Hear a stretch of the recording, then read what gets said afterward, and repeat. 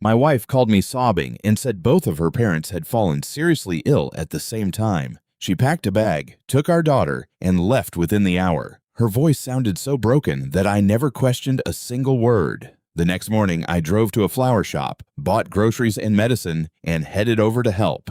I did not call ahead because I wanted it to be a surprise. What I walked into instead was the moment I understood that my entire marriage had been constructed around a lie I never saw coming.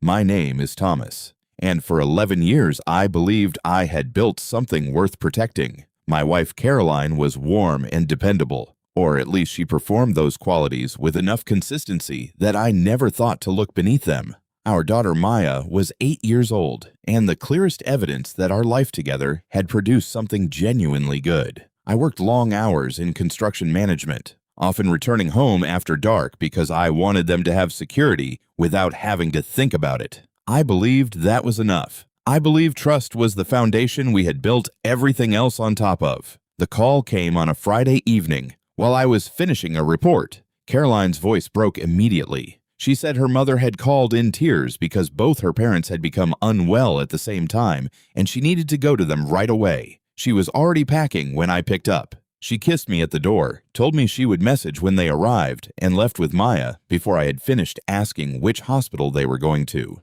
That weekend, her replies were brief and irregular. The doctors were running tests. Everyone was exhausted. She would explain more when things settled. I felt guilty sitting at home while my family was managing a crisis alone. So on Sunday morning, I stopped at a flower shop, bought 2 bouquets, a bag of groceries, some medication, and drove to her parents' house intending to help with whatever was needed. Something felt wrong before I reached the front door. The driveway held only one familiar car. There was no additional vehicle outside. No indication of the kind of disruption a medical emergency produces in a household. The house looked quiet in the way that houses look quiet on ordinary weekends. The front door was unlocked. I stepped inside and called out softly. Nobody answered. Then I heard laughter from the direction of the dining room. I walked toward it and stopped in the doorway. Caroline was seated at the table looking completely relaxed. Across from her was a man I had never seen before. Maya was beside him, calling him uncle and laughing at something he had just said. Her parents were at the far end of the table looking healthier than they had at our last family dinner. Nobody was sick. Nobody had ever been sick.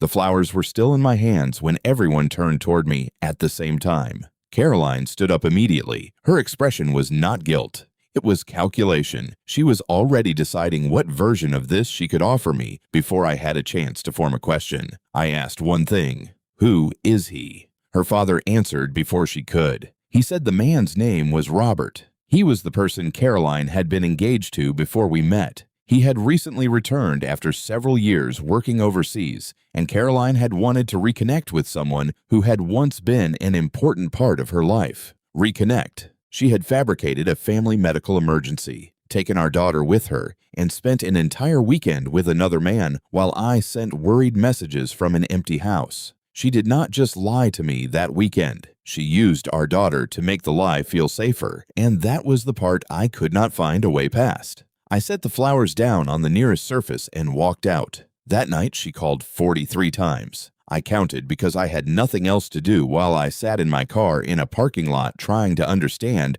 what I had just walked into. I did not answer. Instead, I began looking backward through the previous year with the specific attention of someone who now knows what they are looking for. Weekends with explanations that had felt slightly thin at the time. Phone calls she took in other rooms, credit card statements she had handled before I could see them. Messages that were never on her phone when I happened to glance at the screen. The pattern had been there. I had simply not been looking for it. While organizing joint financial records 2 weeks later, I found a significant amount missing from our savings account. The transfers had been made incrementally over 7 months into an account I had no knowledge of. I hired an attorney and a private investigator the following Monday. Within 3 weeks, the investigator had assembled a complete picture. Caroline and Robert had been meeting regularly for 8 months. They had been planning to establish a business together using capital drawn from our family savings. Caroline intended to finalize the arrangements and then present me with the separation as something that had simply happened rather than something she had been engineering for the better part of a year. The investigator also recovered a series of messages between them in which they discussed how unlikely I was to notice anything,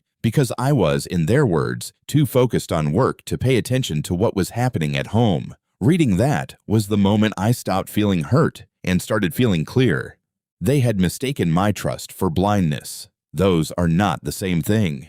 When Caroline understood that I had the documentation, she asked to meet. She said nothing physical had occurred between them. She said she had only been confused. She said she had never intended for it to go as far as it had. I listened to all of it. Then I met with my attorney. The divorce took several months. The court reviewed the financial transfers and factored them into the settlement. Caroline retained access to Maya through a shared arrangement, but Maya gradually began spending more of her time with me. She never told me directly why. She simply started being at my house more often than the schedule required. I did not ask her to explain. I just made sure dinner was ready when she arrived. Several months after the divorce was finalized, I heard through mutual contacts that the business Caroline and Robert had planned had not survived its first year. Investors had withdrawn after financial irregularities came to light during the incorporation process. The relationship had not lasted much longer than the business. Caroline contacted me once after that. She asked if we could meet for coffee. She looked like someone who had spent a significant amount of time arriving at a conclusion she had been trying to avoid. She said she had made the worst decision of her life, and she knew it. I told her I believed her. Then I finished my coffee and went home to make dinner for my daughter.